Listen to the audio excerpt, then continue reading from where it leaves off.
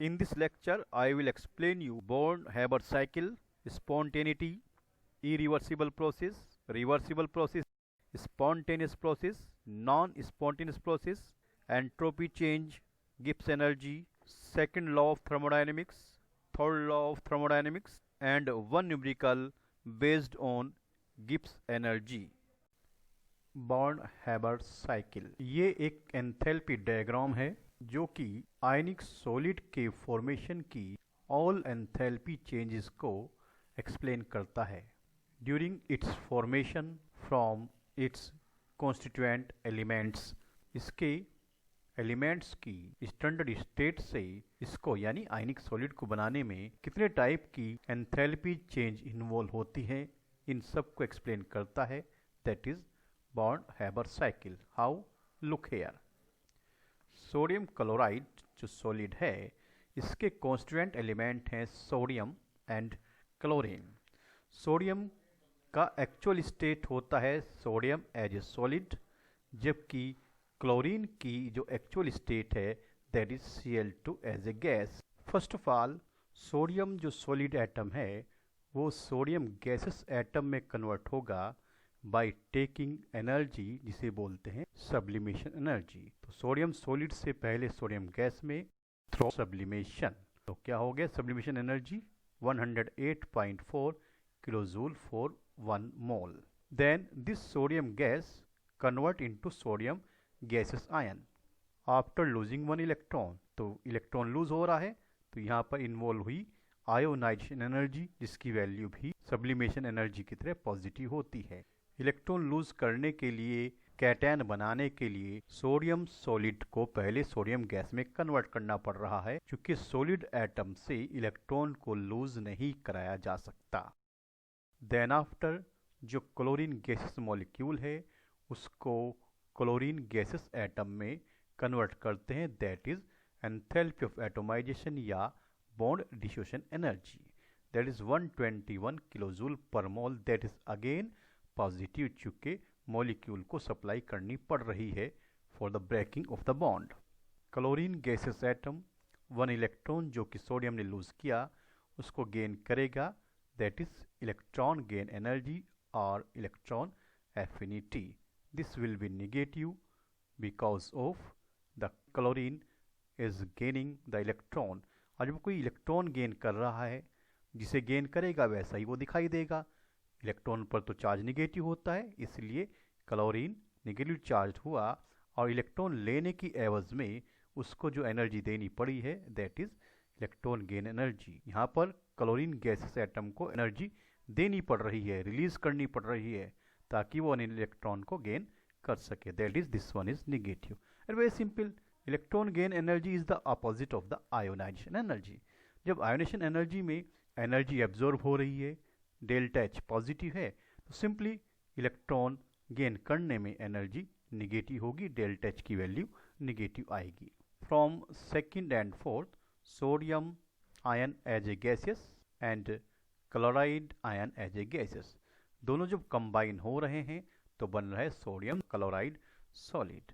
और इस दौरान जो भी एनर्जी रिलीज होगी that is lattice energy -787.6। Negative sign represent करता है कि एनर्जी रिलीज हो रही है। फॉर्मेशन के दौरान एनर्जी रिलीज होती है और ब्रेकिंग के दौरान एनर्जी एब्जॉर्ब होती है। ओवरऑल हम कह सकते हैं sodium solid this one plus half of the chlorine gas molecule से बना सोडियम क्लोराइड। तो यहाँ पर कितनी एनर्जी इन्वॉल्व हुई है?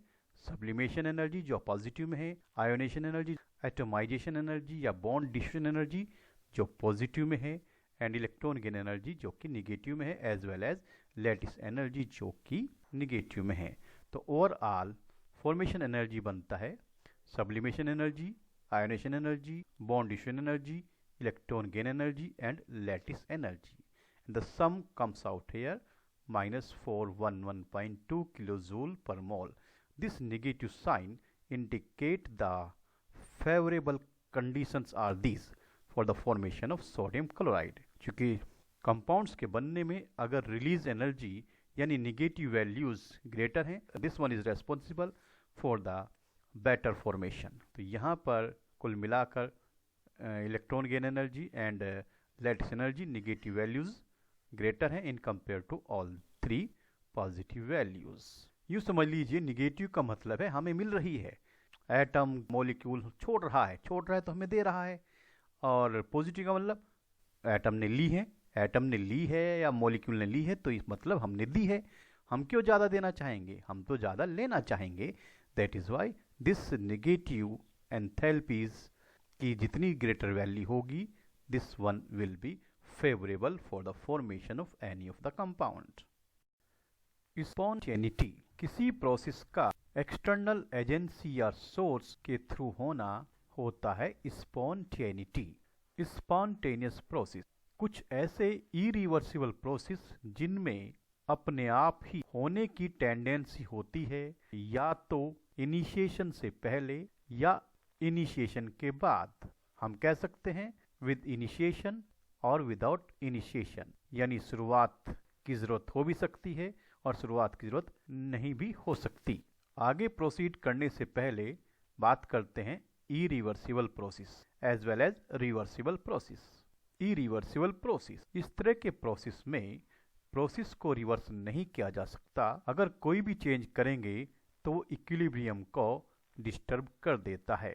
इक्विलिब्रियम जिसकी डिस्कस नेक्स्ट चैप्टर में करेंगे। इस तरह के प्रोसेस नेचर में होते रहते हैं, बट यहाँ जो वर्क होता है, जो वर्क मिलता है, वो मैक्सिमम नहीं होता।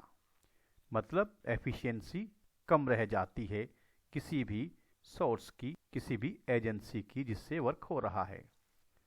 रिवर्सिबल प्रोसेस, ऐसे प्रोसेस जिनमें प्रोसेस को रिवर्स किया जा सकता है और यहाँ चेंज होने से इक्विलिब्रियम भी डिस्टर्ब नहीं होता, और जो भी हम सोच रहे हैं कि यहाँ काम हो सकता है, that will be maximum. Again come to the point, spontaneous process बताया था कि ऐसे इरिवर्सिबल प्रोसेस जो अपने आप होने की टेंडेंसी रखते हैं। बस फर्क ये है कि कुछ केसेस में इनिशिएट करने की जरूरत पड़ेगी, शुरुआत देने की जरूरत पड़ेगी, और कुछ में वो बिना शुरुआत दिए ही हो सकते हैं, यानी विदाउट इनिशिएशन। अब जैसे शुगर का वाटर में डिजोल्व होना या किसी भी लिक्विड का अप टू डाउन यानी ऊपर से नीचे फ्लो होना, इसके लिए किसी तरह की शुरुआत देने की जरूरत ही नहीं पड़ती। They will take place without initiation. But कुछ ऐसे हैं जिन्हें इनिशिएट करना पड़ता है, जैसे बर्निंग ऑफ फ्यूल। जब तक गैस स्टोव को नहीं दिखाएंगे, तिल्ली नहीं दिखाएंगे या फिर लाइटर यूज़ नहीं करेंगे, तो वो बर्न नहीं होगा। और एक बार आपने स्टार्ट कर दिया तो बर्न तब तक होता रहेगा जब तक कि आप उसको बंद नहीं करते, नहीं तो वो चलता ही रहेगा even the emptiness of the cylinder. Non spontaneous process, ऐसे प्रोसेस जिनको करने के लिए एक्सटर्नल एजेंसी की रिक्वायरमेंट होती है, अपने आप प्रोसेस नहीं हो सकते। जैसे वाटर को नीचे से ऊपर ले जाने के लिए, टैंक में भरने के लिए हमें मोटर चलाना ही पड़ता है। इलेक्ट्रोलाइसिस ऑफ वाटर है, जब तक वाटर में करंट पास नहीं करेंगे तब तक इलेक्ट्रोलाइसिस पॉसिबल नहीं है। तो such process are said to be non spontaneous process. हालांकि जो स्पॉन्टेनिटी है यानी प्रोसेस का अपने आप होते रहने के दौरान एंथैल्पी डिक्रीज ही होती है, बट ये हर केस में पॉसिबल नहीं है कि ये बात हर केस में ट्रू ही हो। एंट्रोपी, एंट्रोपी किसी भी रैंडमनेस या किसी भी डिसऑर्डर या किसी भी फ्रीडम, किसी भी आज़ादी का एक मेजरमेंट होता है। अगर स्कूल की बात करें, स्कूल में बच्चों की एंट्रोपी सबसे ज़्यादा तब होती है जब उनकी छुट्टी हो जाती है, उससे कम इंटरवल में होती है जब वो बाहर आ सकते हैं, और सबसे कम एंट्रोपी जब वो क्लास के अंदर होते हैं जहाँ उनकी फ्रीडम न के बराबर रहती है। तो एंट्रोपी डेल्टा एस मैथमेटिकली यानी change in the entropy is equal to enthalpy change reversible process के लिए with the division of the temperature unit joule पर केल्विन। एंट्रोपी टेम्परेचर के इन्वर्सली प्रोपोर्शनल होती है। Entropy change of the system and entropy change of the surroundings का total होगा entropy change total, that will be greater than 0 in case of irreversible process. If entropy change for the system is Q reversible upon T, तो entropy change for the surrounding will be the same but with negative sign. Gibbs energy और the free Gibbs energy, ये maximum useful work करने के दौरान जो भी energy में change होता है किसी भी सिस्टम का, that is Gibbs energy. According to Helmholtz, Gibbs energy is equal to delta H minus T delta S. For any of the spontaneous process, Gibbs energy की वैल्यू निगेटिव में ही होनी चाहिए, 0 से कम, क्योंकि अगर वर्क हुआ है तो एनर्जी कंज्यूम होगी, कंज्यूम हुई के लिए साइन होता है negative. Second law of thermodynamics. Without any conversion of external work, heat cannot flow from colder body to hotter body. यानी बिना कोई एक्सटर्नल वर्क किए हीट अपने आप कोल्डर बॉडी से होटर बॉडी की ओर फ्लो नहीं कर सकती। और नेचर में सारे स्पॉन्टेनियस प्रोसेसेस इरिवर्सिबल होते हैं। यूनिवर्स की एंट्रोपी हमेशा इंक्रीज होती है in case of spontaneous processes. बिना किसी कंपनसेशन के हीट को वर्क में कन्वर्ट करना पॉसिबल नहीं है। Second law of thermodynamics explain करता है कि क्यों स्पॉन्टेनियस एक्सोथर्मिक रिएक्शंस कॉमन होती हैं। एक्सोथर्मिक रिएक्शंस में जो हीट रिलीज होती है that increase the disorder of the surroundings, जिससे ओवरऑल एंट्रोपी चेंज हो जाता है पॉजिटिव, जो कि रिएक्शन को स्पॉन्टेनियस बना देता है। Absolute entropy and third law of thermodynamics, किसी सब्सटेंस के मॉलिक्यूल्स स्ट्रेट लाइन में किसी भी डायरेक्शन में मूव कर सकते हैं। वो कैसे मूव कर सकते हैं? टॉप की तरह से स्पिन भी कर सकते हैं, जैसे हम टॉप यानी लट्टू को घुमाते हैं। इसके अलावा जो बॉन्ड्स हैं मॉलिक्यूल्स के, वे स्ट्रेच हो सकते हैं, कंप्रेस भी हो सकते हैं। जब टेम्परेचर सिस्टम का इंक्रीज करते हैं, राइज करते हैं, तो मोशंस जो कि ट्रांजिशनल, रोटेशनल एंड वाइब्रेशनल हो सकती हैं, बिकम मोर विग्रस, बहुत तेज हो जाती हैं, जिससे कि एंट्रोपी इंक्रीज होती है। On the other hand temperature lower करते हैं तो एंट्रोपी डिक्रीज होती है। अगर टेम्परेचर एब्सोलूट 0 तक अप्रोच हो जाए, यानी 0 केल्विन हो जाए, -273 डिग्री सेल्सियस हो जाए, तब प्योर क्रिस्टलाइन सब्सटेंस की एंट्रोपी भी 0 हो जाती है। That is third law of thermodynamics. Gibbs energy, maximum useful work करने में जो एनर्जी चेंज होता है that is Gibbs energy. Mathematically -RT integral के यानी log के ऑन बेस, जिसे बेस 10 में कन्वर्ट करने के लिए 2.303 से मल्टीप्लाई कर दिया है, तब ये इंटीग्रल के जो कि log के ऑन बेस ही है बन जाएगा log के ऑन बेस 10, जो यहाँ शो नहीं किया है। According to Helmholtz, Gibbs Helmholtz equation become Gibbs energy is equal to change in the enthalpy minus T change in the entropy. अब यहाँ पर कैसे कैसे रिएक्शंस प्रोसीड होगी।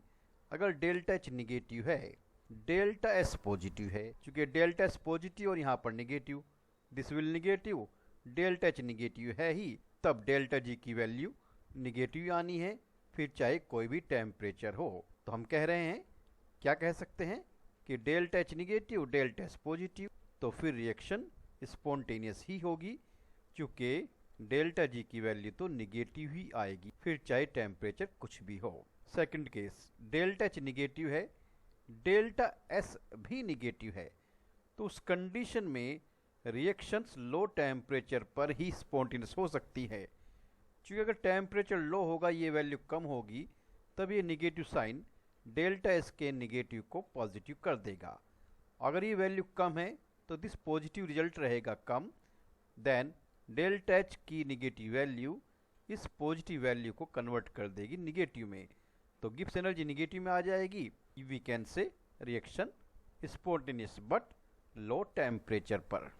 लेकिन अगर ये दोनों कंडीशन हाई टेम्परेचर पर हो तो रिएक्शन नॉन स्पॉन्टेनियस हो जाएगी। क्यों? चूँकि टेम्परेचर अगर हाई होगा तो ये रिजल्ट पॉजिटिव कुछ ज़्यादा ही रहेगा, जिससे डेल्टा एच की निगेटिव वैल्यू निगेटिव में कन्वर्ट नहीं कर सकता, क्योंकि अगर ये रिजल्ट पॉजिटिव में ज़्यादा है, ये निगेटिव में कम है, तो फिर डेल्टा जी की वैल्यू पॉजिटिव आ जाएगी। एंड डेल्टा जी की वैल्यू पॉजिटिव होने का मतलब ही प्रोसेस नॉन स्पॉन्टेनियस। फिर चाहे टेम्परेचर लो भी क्यों ना हो, अगर दोनों वैल्यू पॉजिटिव हैं, delta H and delta S, तब टेम्परेचर अगर लो है तो रिएक्शन नॉन स्पॉन्टेनियस हो जाएगा।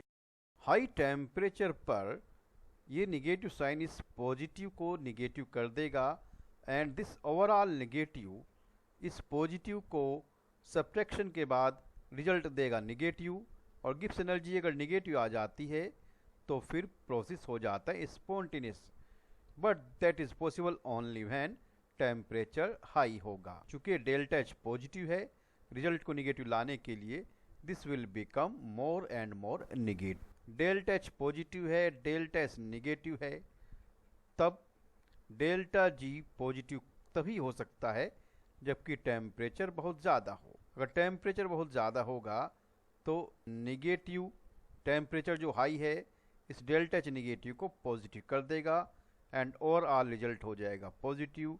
जब गिब्स एनर्जी पॉजिटिव में आ जाएगी तो प्रोसेस होगा non spontaneous. Numerical on Gibbs energy. The equilibrium constant for a reaction is 10.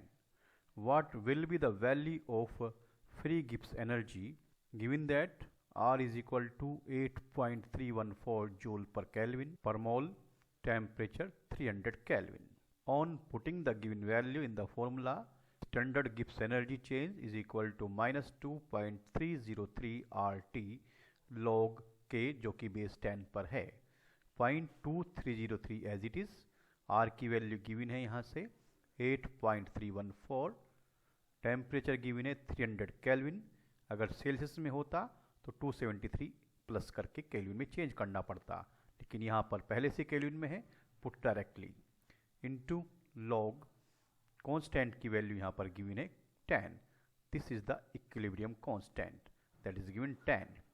Log 10 की वैल्यू 1 होती है, पुट करें and on calculation we have standard Gibbs energy minus 5744.15 joule per mole. चूँकि ये पर केल्विन से कैंसिल हो गया, kelvin the unit of the temperature, this के कैंसिल बाय पर केल्विन, तो क्या बचा joule per mole. Joule per mole the unit of the energy, but generally हम एनर्जी को किलोजूल में शो करते हैं, तो इसको 1000 से डिवाइड करेंगे तो 1 2 3 डेसिमल यहाँ से इधर खिसक जाएगा 3 डिजिट लेफ्ट साइड में, and it will become -5.74 kilojoule per mole.